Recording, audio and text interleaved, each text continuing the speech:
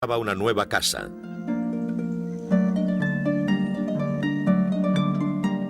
Una mansión a 9 kilómetros de París llamada Malmaison.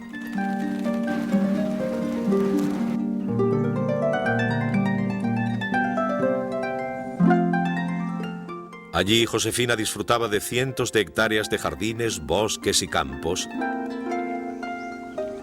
y la compañía de su amante. Cuando un ayudante de campo se atrevió a decirle la verdad a Bonaparte, el general quedó abatido.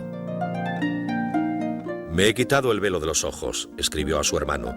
«Estoy cansado de la grandeza.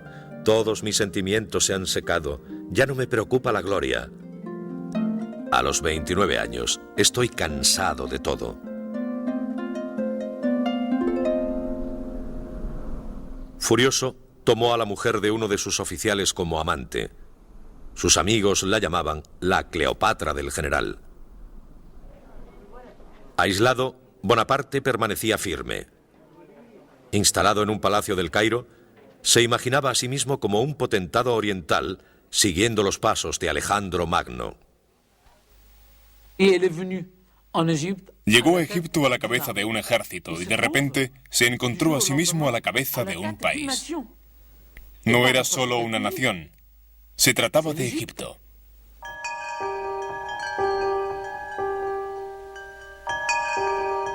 Egipto era un enigma para los europeos. Bonaparte vio la oportunidad de ser el primero en desvelar sus misterios. Junto a su ejército, se había llevado con él a un importante grupo de matemáticos, artistas, dibujantes de mapas e ingenieros. Pensaron en crear un documento monumental, una descripción de Egipto en 24 volúmenes de textos y dibujos. Estudiaron a los cocodrilos y a los ibis, la música y las momias. Inspeccionaron los templos y las tumbas. Midieron las dimensiones de las esfinges. Un científico descubrió una nueva especie de lirio de mar, otro pez desconocido del Nilo. El descubrimiento más importante fue una piedra negra con unas inscripciones en forma de puzzle. La piedra Rosetta sería la clave para descifrar los jeroglíficos egipcios. Los monumentales volúmenes que fueron publicados por los científicos que acompañaron a Napoleón a Egipto fundaron las bases del estudio de la egiptología de hoy en día. Napoleón escribió: «Las verdaderas conquistas, las únicas que no dejan resentimiento, son aquellas que han sido conseguidas por la ignorancia».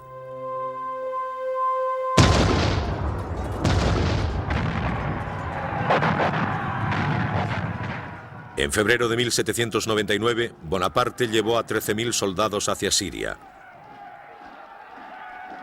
El sultán de Turquía había declarado la guerra a los infieles franceses y Bonaparte hizo la ofensiva.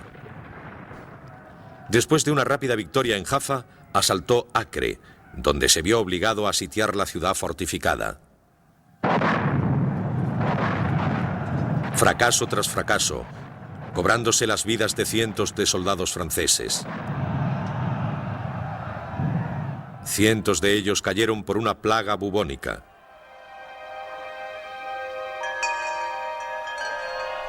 Bonaparte abandonó el cerco y se retiró a El Cairo con un ejército desanimado de hombres heridos y enfermos. El ejército estaba terriblemente desmoralizado. Empezaron a preguntarse qué hacían allí en Egipto. La República no estaba amenazada. Sus colegas estaban muriendo por las plagas, la disentería o en combate contra un decidido enemigo.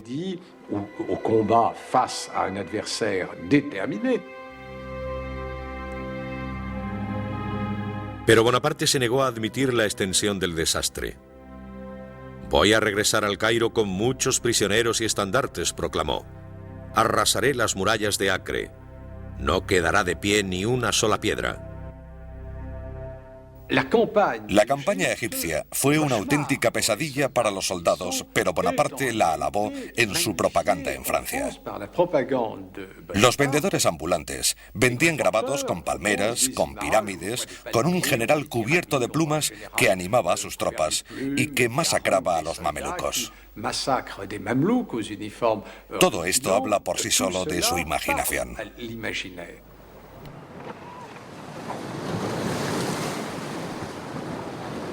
El 23 de agosto de 1799, Bonaparte inició en secreto el regreso a Francia, abandonando a más de 30.000 soldados con poco más que un mensaje apologético. Extraordinarias circunstancias me han convencido para traspasar las líneas enemigas y regresar a Europa.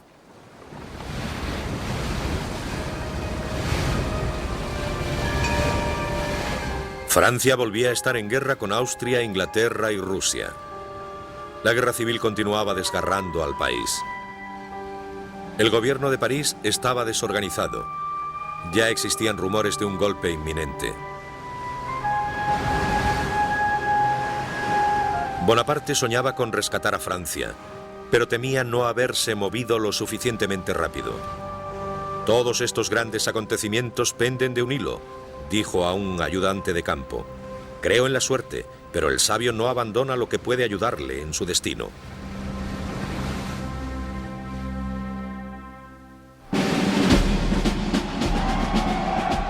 El 9 de octubre de 1799 desembarcó en Francia y se encontró aclamado por una multitud. La campaña en Egipto, un desastre militar, había resultado un triunfo gracias a la propaganda. ¿Qué se veía en los teatros? La campaña de Egipto, la victoria de las pirámides. Cuando él llegó, se le consideró el hombre del momento. Su ingenio consistió en llegar a Francia y decir: necesitáis un salvador, y aquí estoy yo. Los franceses creyeron que Napoleón estaba destinado a realizar grandes cosas. En todos los grabados de la época se podían ver las dos fragatas que trajeron a Napoleón desde Egipto, y sobre la primera fragata, una estrella. El propio Napoleón se convenció de que estaba destinado a hacer grandes cosas. Se lo creyó de manera firme, casi de forma fantasiosa. El 16 de octubre Bonaparte llegaba a París. Primero, quiso saldar cuentas con Josefina. Con el incremento de su fama y poder, la dinámica entre el soldado poco experimentado y la sofisticada mujer de la sociedad había cambiado. Bonaparte estaba decidido a divorciarse de su mujer. Regresó a casa, se encerró en su habitación y se negó incluso a verla. Nunca la perdonaré, decía. Nunca. Pero Josefina estaba decidida a hacerle volver con ella. Subió las escaleras hasta su habitación y le rogó que la dejara entrar. Bonaparte se tapó los oídos. No quería escucharla. Ella aporreó la puerta y gritó: «Solo te he amado a ti». Pero Bonaparte no dejaba de decir no.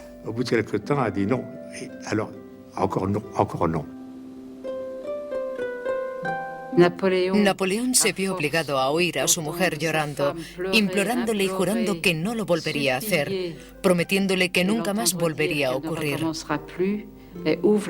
rogándole que abriera la puerta. Cuando amaneció, Bonaparte se había enternecido. El amanecer descubrió a la pareja abrazada. Josefina nunca más volvió a tener un amante, y mientras Bonaparte insistía en que él la amaba más que nadie, mantuvo relaciones con otras mujeres.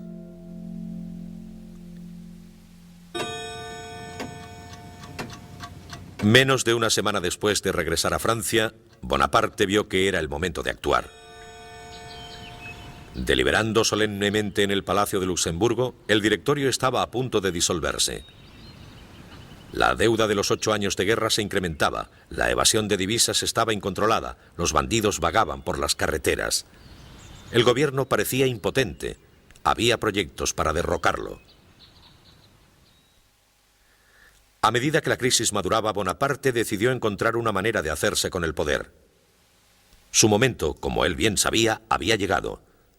Se alió con uno de los conspiradores, un miembro del directorio, Emmanuel Sieyès, que necesitaba el apoyo del joven y famoso general. El golpe del plan de Sieyès era un golpe parlamentario, un golpe político. Sieyès estaba al cargo y solo usaría la fuerza si algo salía mal.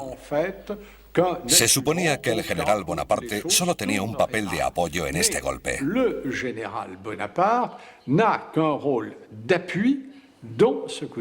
Sieyès mantuvo una actitud fantástica. Se dio cuenta de que el general Bonaparte era absolutamente necesario para el éxito de la operación, pero rápidamente empezó a pensar que Bonaparte podía convertirse en el rabo que persigue al perro.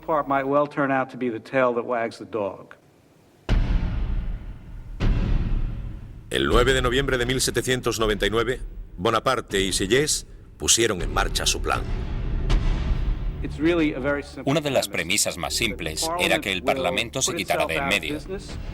Ellos votarían un gobierno provisional que empezara de nuevo con la redacción de una nueva constitución. Esperaban no tener que sacar las bayonetas y que nadie resultara herido. Para que el golpe tuviera un aire de legitimidad, Bonaparte y Sieyès querían que los legisladores les votaran. No querían compartir el poder.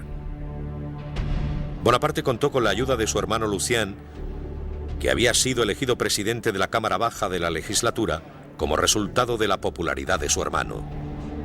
Pero Lucien se sentía impotente para convencer al Consejo de que disolviera el Parlamento. Se encontraron con una auténtica oposición.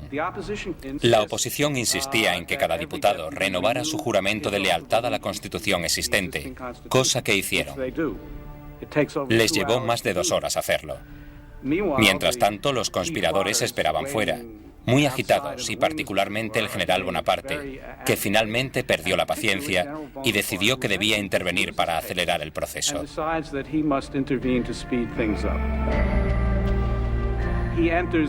Entró en la Cámara Legislativa, lo cual está completamente en contra de la ley. El cuerpo legislativo tenía prohibida la entrada a cualquier figura militar. Y lo que se encontró allí le enfureció. Los miembros de la Asamblea vieron las bayonetas por el pasillo principal y a Bonaparte. Empezaron a gritar y llorar y a pedir que le apresaran porque intentaba hacerse con el control del gobierno.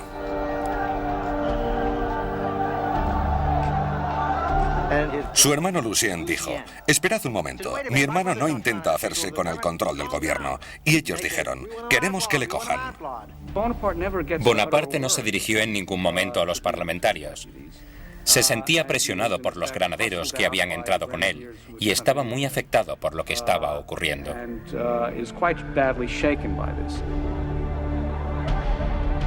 Bonaparte había fallado.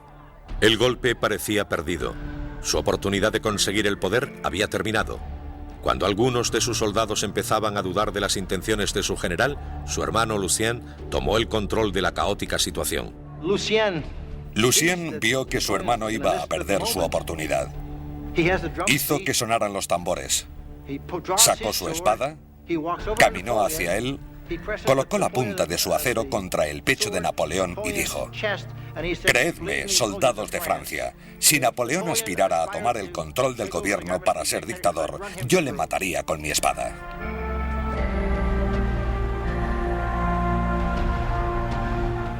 Los soldados asaltaron la asamblea. Los legisladores acobardados huyeron. Algunos saltaron sin ningún pudor por las ventanas.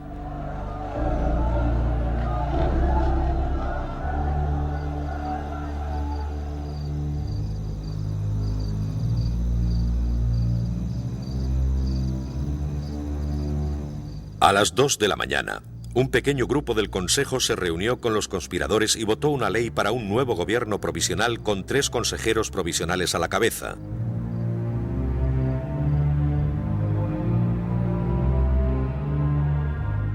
Bonaparte era uno de ellos. El triunvirato era solo una fachada. El golpe parlamentario se había convertido en un golpe militar. Y el hombre fuerte ya no era Sieyès, ahora era Bonaparte.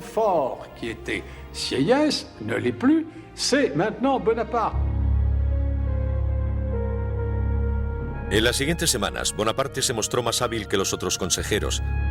Reescribió la Constitución y le hicieron cabeza del Estado con el título de primer cónsul. Cuando empezaba el año 1800, Napoleón Bonaparte, con 30 años de edad, era el hombre más poderoso de Francia. La revolución, dijo Bonaparte, ha terminado. Y luego añadió: yo soy la revolución. La revolución estaba a salvo. Era el producto de la revolución.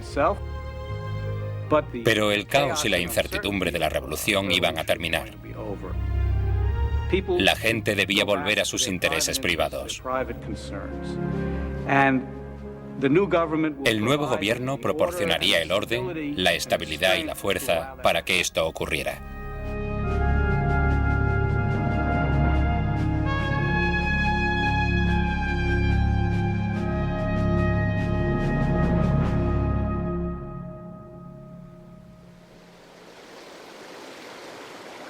La guerra había catapultado a Bonaparte al poder. La misma guerra le ayudaría a asegurarlo. Francia seguía en guerra con Gran Bretaña y Austria. Bonaparte concibió un atrevido plan para capturar a los austríacos por sorpresa. En la primavera de 1800 se llevó a sus soldados a los Alpes. 40.000 artilleros cruzaron los campos cubiertos de hielo y nieve hacia el paso del Gran San Bernardo. Desde el general cartaginés Aníbal, no había habido un ejército que intentara una ofensiva tan descabellada. Eran 3.200 metros de altura. Usaban sus rifles para cavar la corteza de los pinos y hacer una especie de canoa. Así pudieron cruzar las montañas.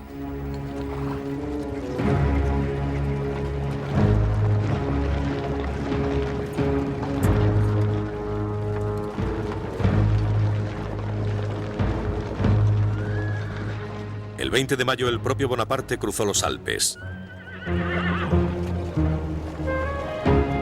Jacques-Louis David plasmó la aventura en su heroico retrato de Napoleón montado en un reluciente semental.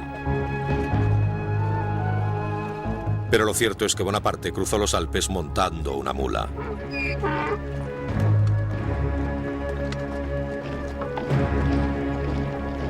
El general y su ejército tardaron 6 días en cruzar las montañas. La mañana del 14 de junio se enfrentó a los austriacos en Marengo, a tan solo 70 kilómetros de Milán.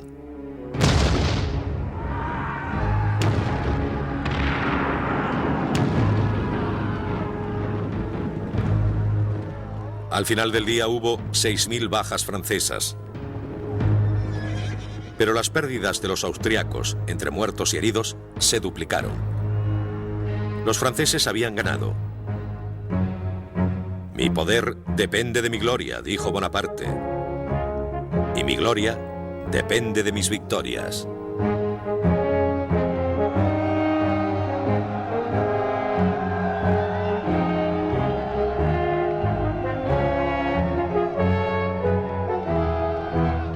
Al año siguiente, el emperador de Austria ordenó un alto al fuego y firmó un tratado con Francia.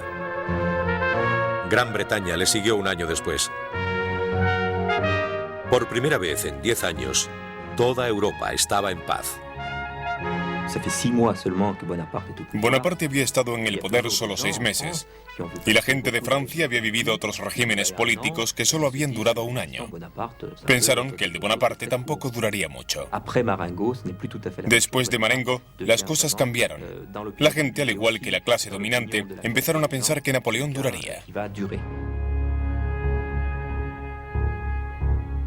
Ahora Bonaparte intentaba consolidar su mandato.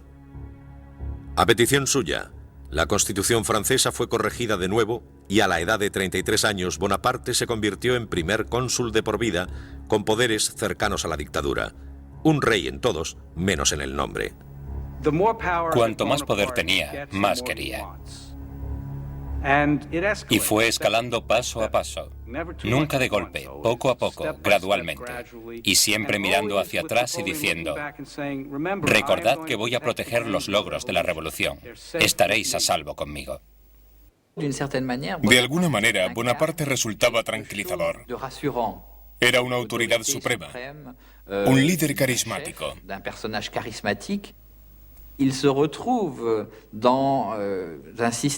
Su sistema de gobierno era más tranquilizador para la época que una democracia.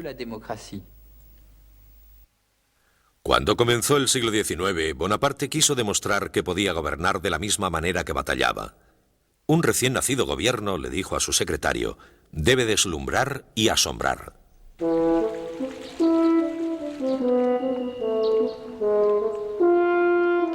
Construyó nuevos parques, puentes y muelles a lo largo del Sena, canales, embalses y carreteras.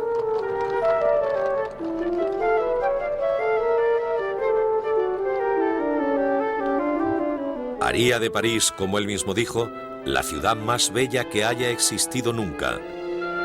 Y Francia, el mejor país del mundo. Haciendo una serie de reformas políticas, económicas y legales, creó los cimientos de una nueva Francia. Era un hombre que actuaba a gran velocidad.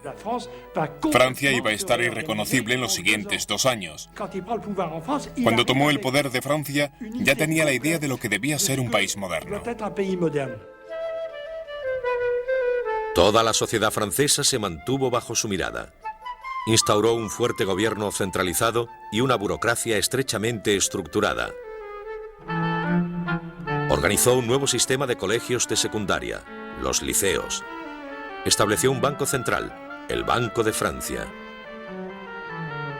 Lentamente la economía revivió y con ella la prosperidad.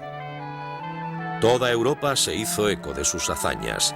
Los grandes artistas y pensadores de la época, Goethe, Hegel, Byron, Beethoven, vieron en Bonaparte la reencarnación de los ideales y esperanzas de la revolución. Hay que entender el prestigio de Bonaparte como primer cónsul. Era el equivalente en Europa de lo que para Estados Unidos era Washington. Supervisó la codificación de un nuevo sistema de leyes que aboliera los privilegios feudales y estableciera la igualdad de todos los hombres ante la ley. El Código Civil de Bonaparte ha permanecido como base del derecho francés hasta nuestros días. Los derechos y obligaciones de los ciudadanos fue un invento de la Revolución, pero no fue codificado en ningún texto. Era necesario que esos derechos y obligaciones se convirtieran en la base de un gran sistema legal para que la sociedad funcionara de manera efectiva. En 1801 Bonaparte firmó un acuerdo con el Papa, el Concordato, haciendo del catolicismo la religión dominante, pero no exclusiva de Francia. No hacía uso personal de la religión, pero la entendía como un valor político. Si gobernara un país de judíos, decía, restauraría el templo de Salomón. La religión es un material excelente para mantener a la gente callada.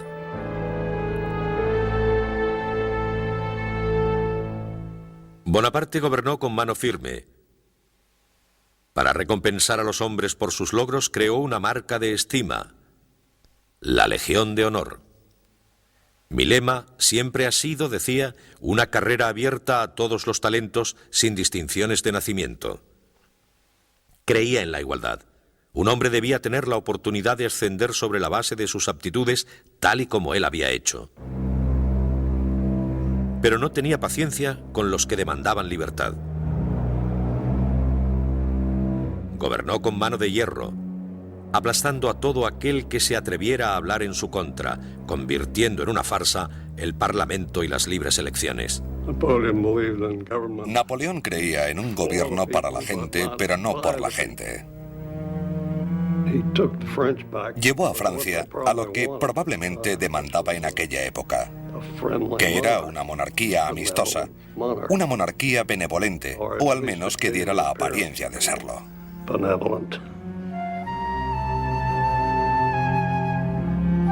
La Francia de Napoleón era un estado policial con Joseph Fouché a la cabeza de la policía secreta. Fouché tenía, según se decía, un corazón tan duro como el diamante, un estómago de acero y unos ojos incapaces de llorar. Fouché cumplió las órdenes de Napoleón, cerró teatros y periódicos y mantuvo una vasta red de espías. Si se iba a un salón, había espías. Si se iba a un burdel, había espías, al igual que en todos los restaurantes. En todas partes había espías de la policía. Todo el mundo podía oír lo que se decía. Era imposible expresarse a no ser que Napoleón lo quisiera. La prensa estaba bajo su yugo. Controlaba la prensa. En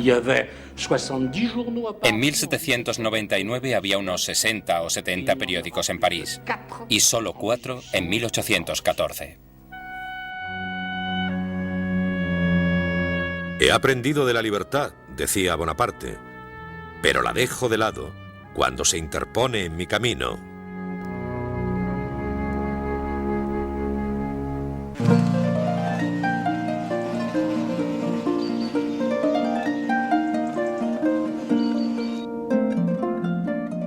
Mientras Bonaparte gobernaba Francia, Josefina asumía con orgullo su papel de primera dama.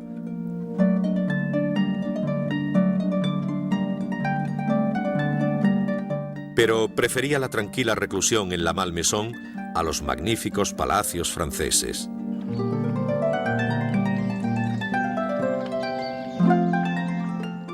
En deferencia a su mujer, Bonaparte hizo que la Malmaison se convirtiera en sede del Parlamento en verano. Trabajaba 7 días a la semana, a menudo 18 horas al día, mes tras mes, pero si había algún sitio en el que relajarse, ese era en la Malmaison con Josefina.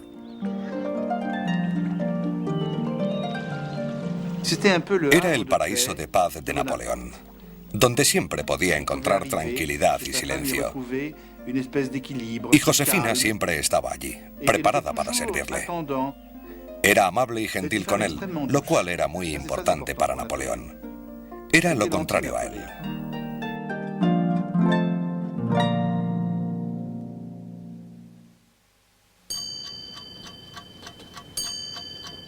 En 1803 Francia seguía en paz y Bonaparte era su dueño absoluto. Cuando miraba sus fronteras, el único país al que podía temer era a Gran Bretaña. Gran Bretaña, con la mejor marina del mundo, inmensamente rica. Francia e Inglaterra habían firmado un tratado de paz, pero nadie esperaba que durara mucho tiempo. Incluso antes de que se firmara el tratado, un observador dijo: paz en una semana, guerra en un mes. Inglaterra, siempre Inglaterra.